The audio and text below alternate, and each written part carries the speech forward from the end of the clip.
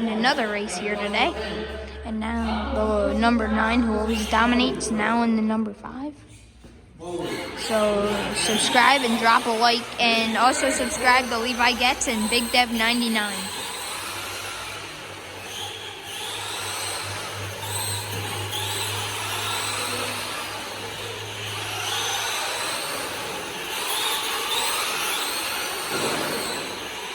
Nice pass by number 5, which is the number 9 who always dominates. He's just in a new car today.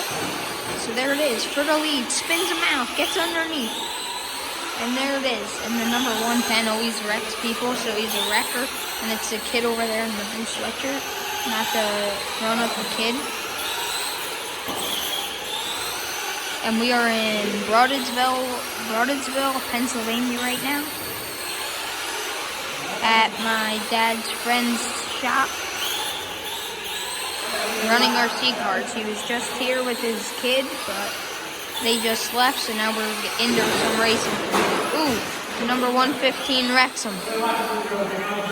And the number 110 takes the lead. What happened?